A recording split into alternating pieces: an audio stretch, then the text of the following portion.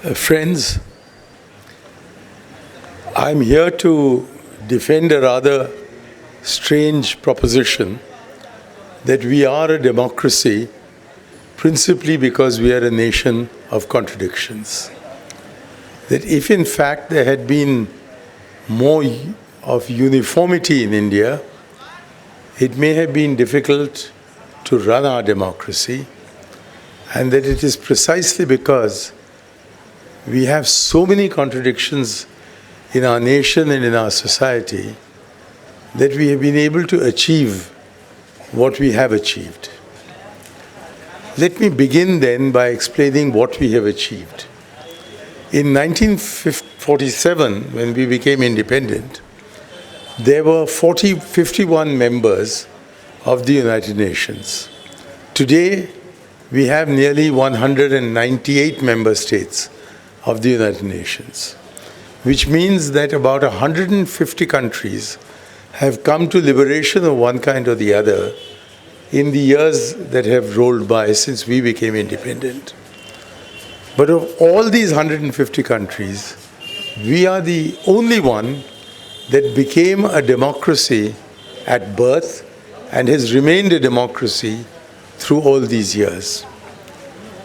And was it fertile soil in which the seed of democracy was sown? Certainly, our imperial masters didn't believe that we could sustain our democracy.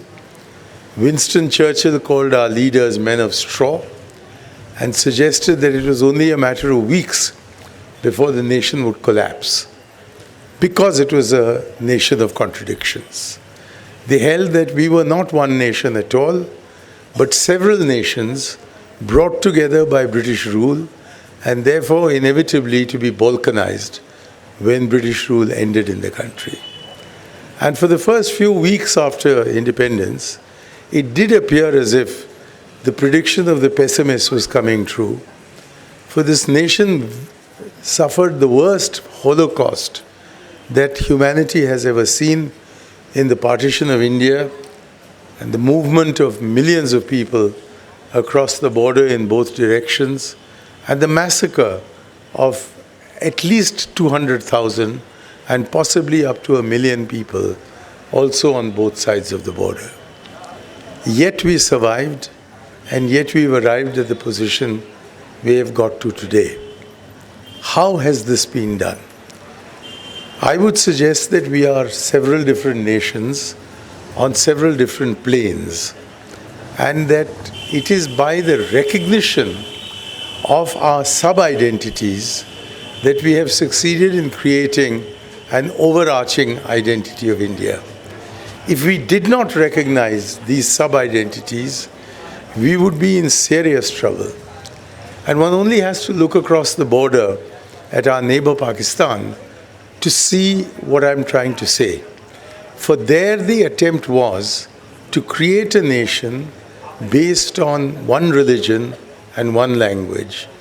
And it ended in disaster within 25 years when more than half that country seceded from the mother country. And the main reason for that secession was that there was a rejection of the idea that one language alone is necessary to unite the country.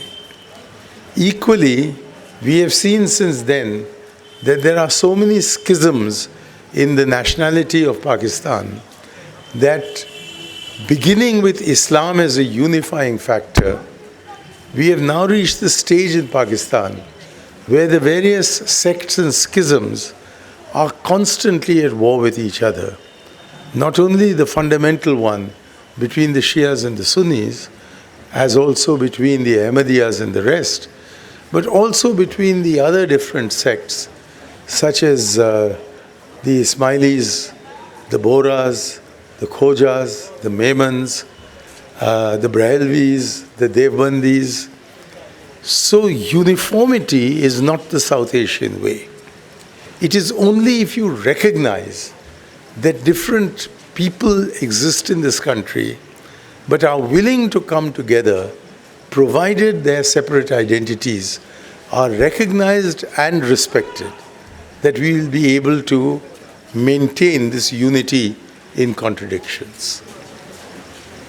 The beginning of the management of democracy is that the first and most fundamental contradiction is the political one between the party or parties that come to government and the party or parties that fail to make it to government.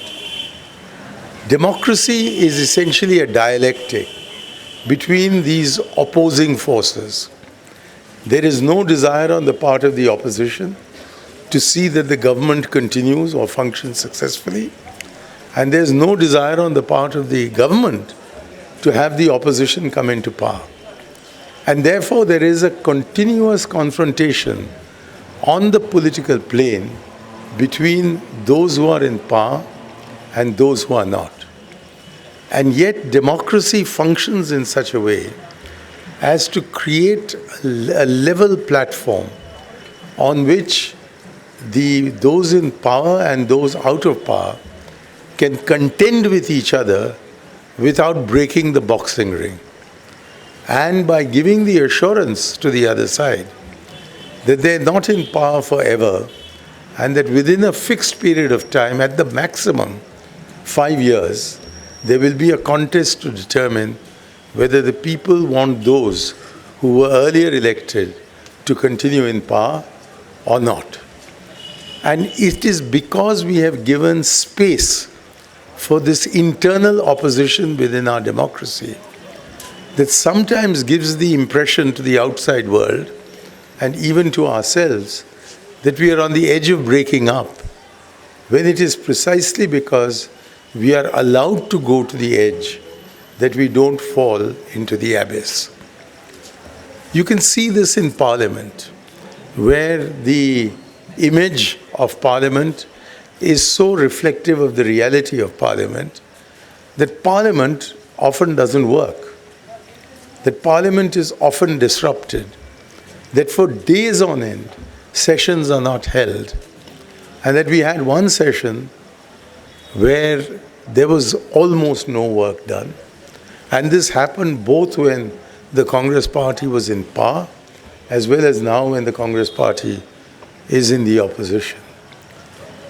We therefore have to accept that these kind of disruptions, while undesirable in themselves, are a form of conceding political space to the side which has less power.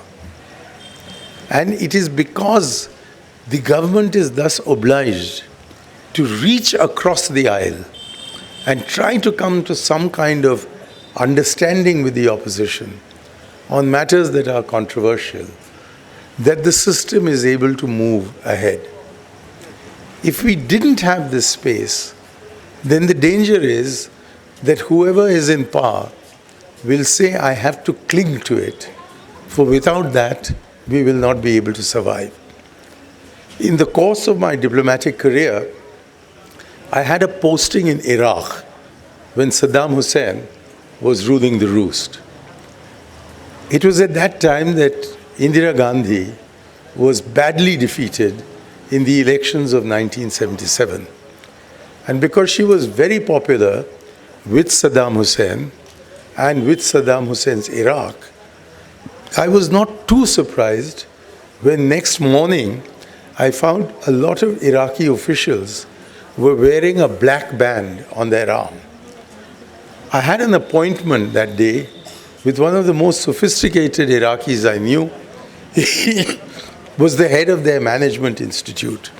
And we were trying to establish a relationship between the Administrative Staff College in Hyderabad and this management institute in Baghdad.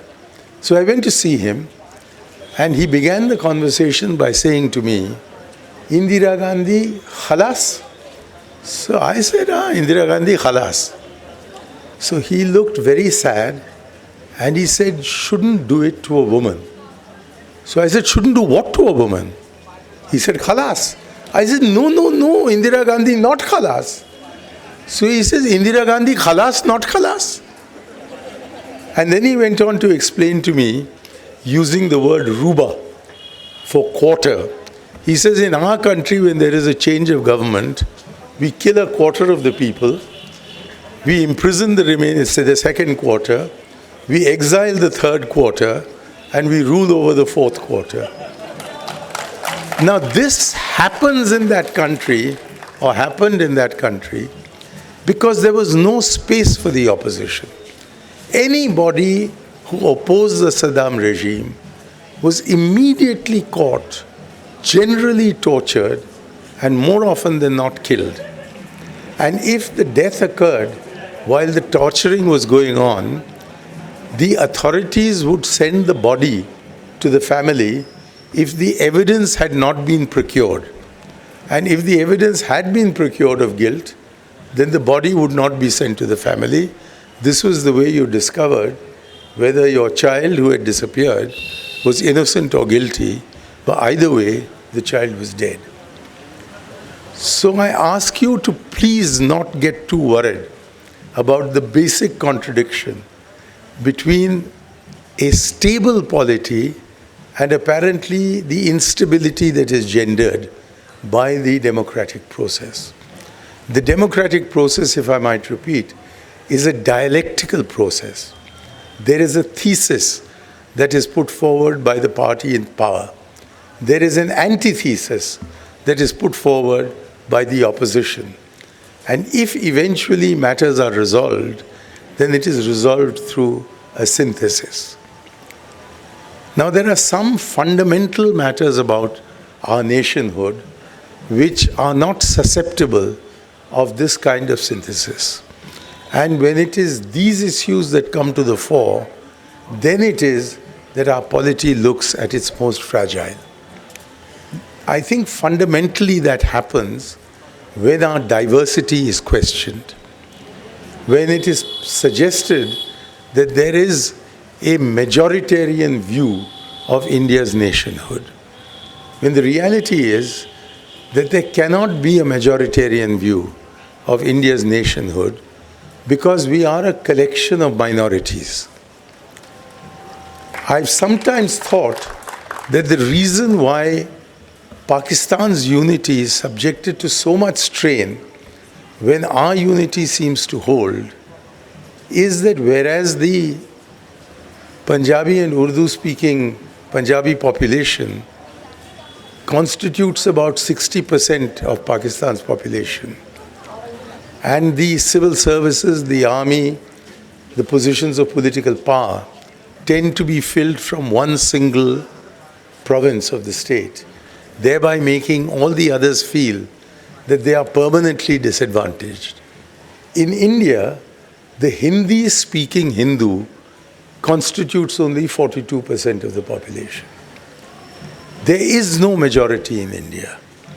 And since we are all minorities, and sometimes I think I belong to the smallest minority of all, because I am from a Tamil Brahmin family, but was born in Lahore, and am a refugee who's come to your country after partition.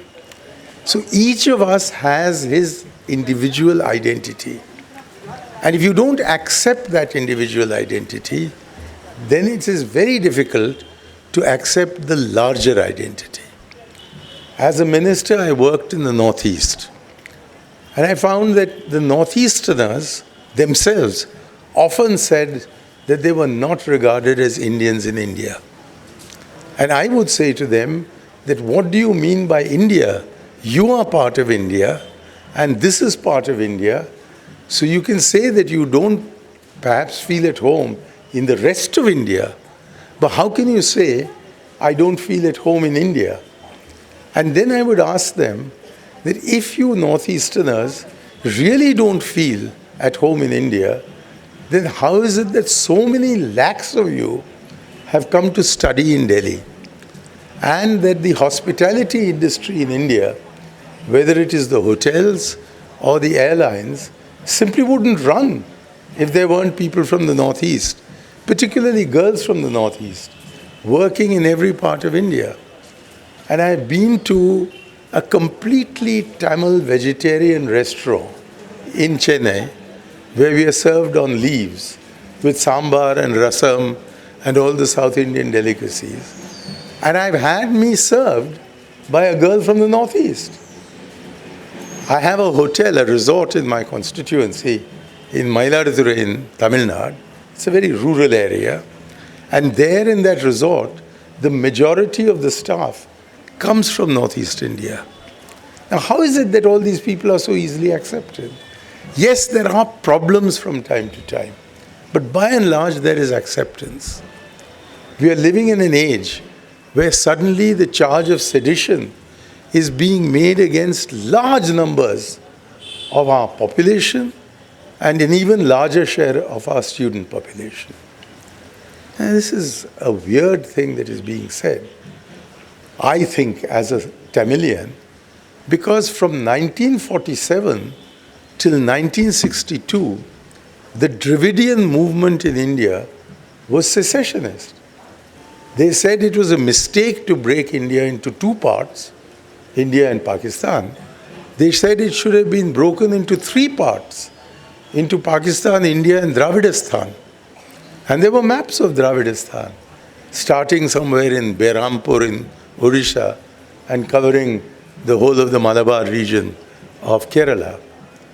And when C.N. Annadurai, usually affectionately called Anna in Tamil Nadu, was elected to the Rajya Sabha, his very first speech was that we don't believe in a united India.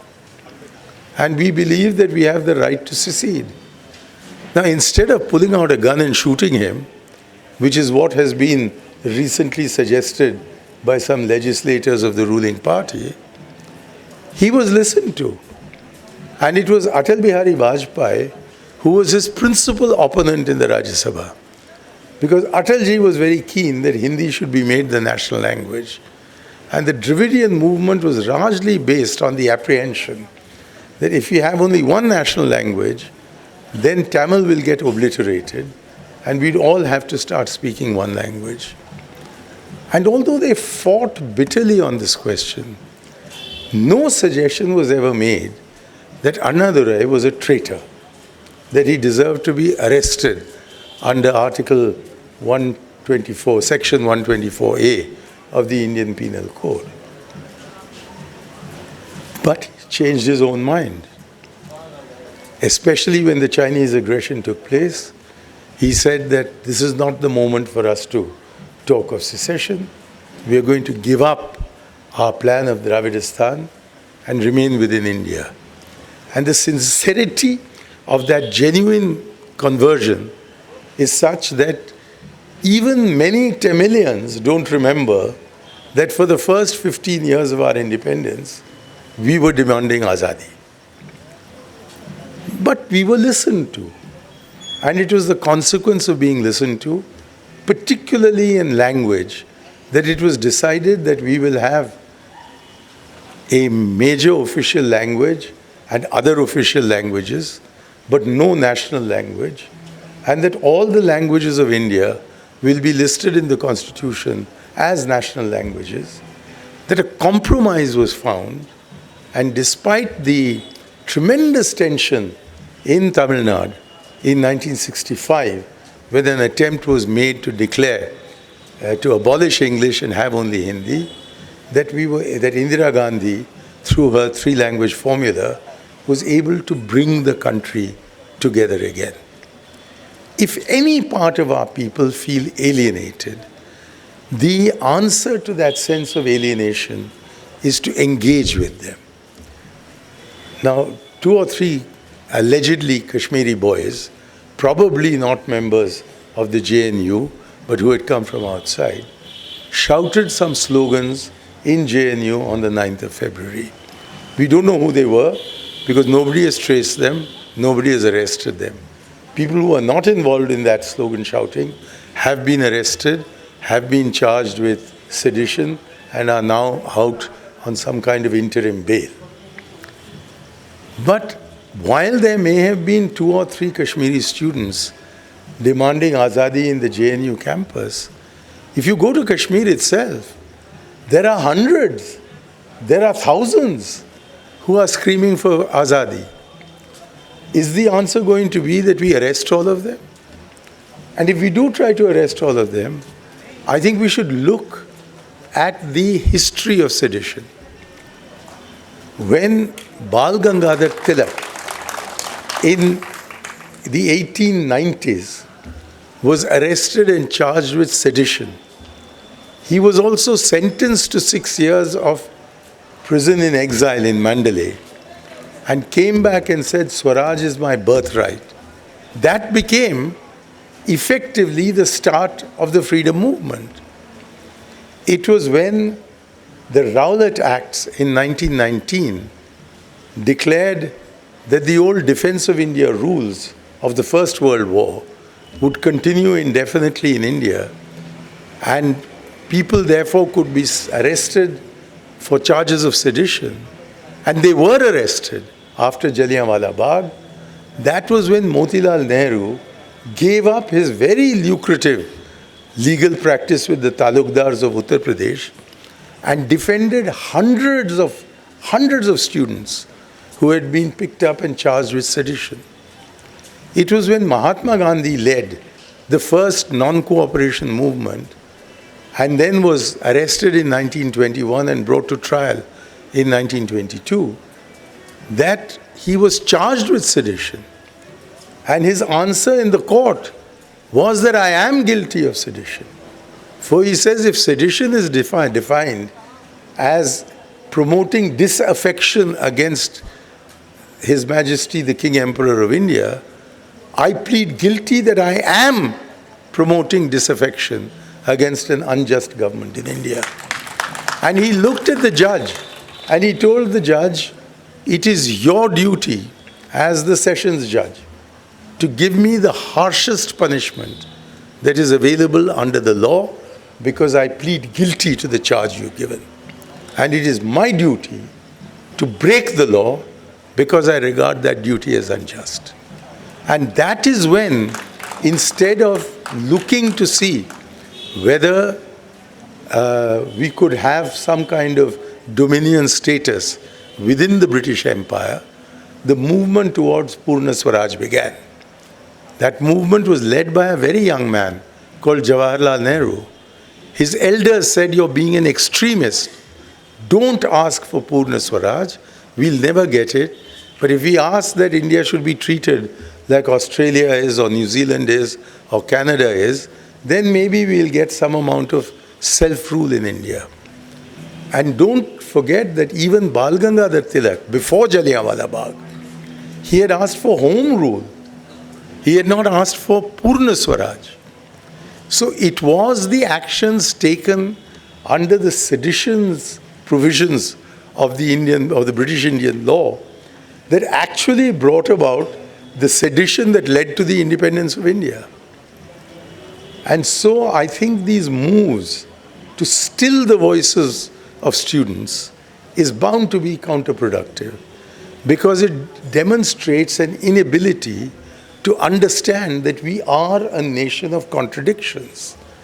That while we may have 124 crore Indians saying we don't want to break India, there will be some, maybe a crore, who say we do want to break India. But if you answer this by strong police methods, by dubbing everyone as either nationalist or anti-nationalist, you may get the very result that you're seeking to avoid. That is what our history teaches us. And therefore there is a great need for those who hold a majoritarian view of India to sit back and reflect on the question which I'm going to pose you, which is, what is an Indian? My answer to my own question is that an Indian is one who does not understand what another Indian is saying. An Indian is one who, when he speaks, is not understood by most other Indians. An Indian is one whose color is not the same as other Indians. An Indian is one whose race is not the same as other Indians. An Indian is one who cannot digest the food that another Indian eats on a daily basis. An Indian is one who will not be seen dead in the clothes, the everyday clothes that another Indian wears. An Indian is one whose dances are not the same as another Indian. An Indian is one whose music is not the same as another Indian. Then what is an Indian? And the answer I give to my own question is, an Indian is one who accepts that anyone else who says he is an Indian is an Indian. That's it. We have to understand that you don't have to belong to a single linguistic group or a single